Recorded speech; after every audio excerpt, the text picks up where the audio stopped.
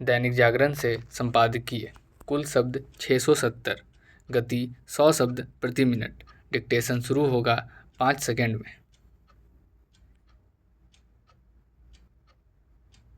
Start. पश्चिम बंगाल के दौरे पर गए गृह मंत्री अमित शाह ने एक बार फिर घुसपैठियों का मामला उठाया।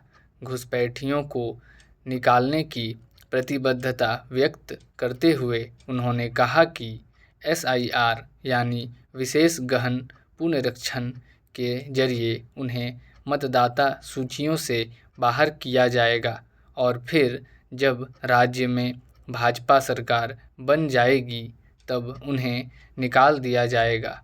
यह ठीक है कि बंगाल में SIR की प्रक्रिया शुरू होते ही अनेक बांग्लादेशी अपने खिलाफ कार्रवाई होने से आशंकित होते अपने देश लौट गए थे, लेकिन इसमें संदेह है कि SIR के माध्यम से उन सब की सही तरह पहचान हो पा रही है।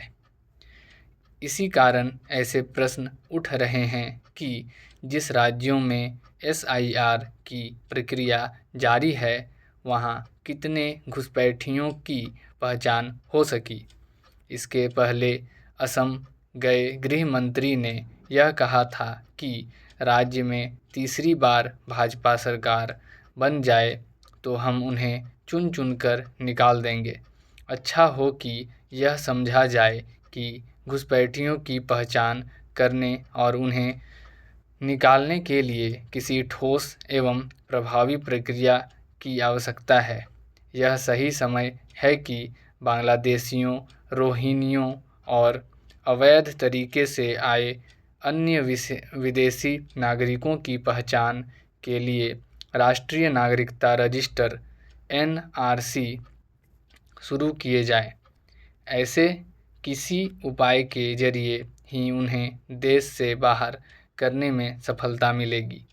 इस उपाय को वैधानिक स्वरूप दिया जाना आवश्यक है ताकि कोई राजनीतिक दल किसी तरह का अड़ंगा ना लगा सके। अतीत में NRC लाने की चर्चा तो हुई लेकिन उसे शुरू नहीं किया जा सका। अब इसमें देर नहीं की जानी चाहिए क्योंकि बंगाल और पूर्वोत्तर के राज्यों से घुसपैठ करने वाले बांग्लादेशी और रोहिंग्या पूरे देश में बसते जा रहे हैं। स्थिति यह है कि तमिलनाडु, गुजरात और जम्मू तक में उनकी उपस्थिति देखी जा सकती है।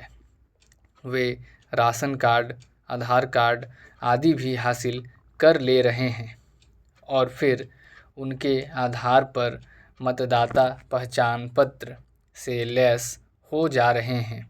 ऐसा करके वे भारतीय नागरिक बन जा रहे हैं। यह स्थिति राष्ट्रीय सुरक्षा को खतरे में डालने वाली है। इसकी अनदेखी न की जाए कि असम और बंगाल के कई निर्वाचन क्षेत्रों में छल बल से मतदाता बन गए घुसपैठिए चुनाव परिणामों को प्रभावित करने की स्थिति में आ गए हैं। घुसपैठियों की पहचान करने और उन्हें निकालने के काम को इसलिए प्राथमिकता देनी चाहिए क्योंकि कई राजनीतिक दल उन्हें अपना वोट बैंक बनाने को तत्पर रहते हैं। यह एक तथ्य है कि जो ममता बनर्जी कभी बांग्लादेशी घुसपैठियों के खिलाफ खड़ी थी, वे अब उनके बचाव में हैं और इसी कारण बांग्लादेश सीमा पर तारबंदी के लिए केंद्र सरकार को जमीन देने में आनाकानी कर रही है।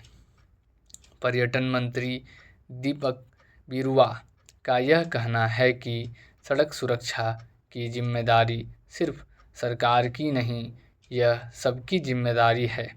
सरकार अपने प्रयासों से इसमें कमी ला सकती है लेकिन शून्य मृत्यु सुनिश्चित नहीं कर सकती।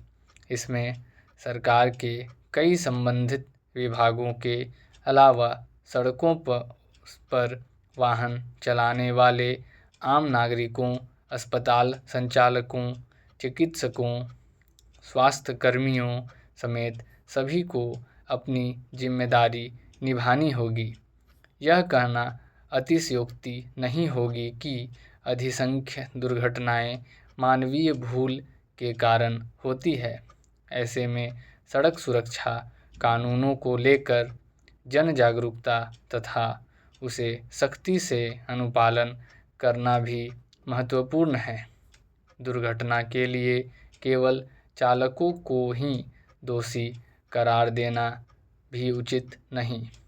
कई मामलों में दोषपूर्ण सड़क निर्माण मानकों से हटकर स्पीड ब्रेकर, अंध मोड़ की जानकारी सार्वजनिक नहीं करना, सड़कों पर जानवरों का विचरण, घरों के आगे सड़कों पर निर्माण सामग्री का जमावड़ा आदि भी सड़क दुर्घटनाओं का सबब बन जाते हैं। कहने का आशय यह है कि सावधानी हर स्तर पर आवश्यक है। अगर दुर्घटना हो भी जाती है तो घायलों को समय पर अस्पताल पहुंचाने की जिम्मेदारी पुलिस के साथ साथ आम नागरिकों की भी होती है। कई मामलों में यह भी देखा गया है कि पुलिस समय पर घायलों को अस्पताल पहुंचा भी देती है, लेकिन अस्पताल में चिकित्सक के नहीं होने के इलाज के अभाव में उसकी जान चली जाती है। ऐसे में समेकित प्रयास से ही बहुमूल्य जीवन की सुरक्षा एवं रक्षा हो सकेगी। स्टॉप।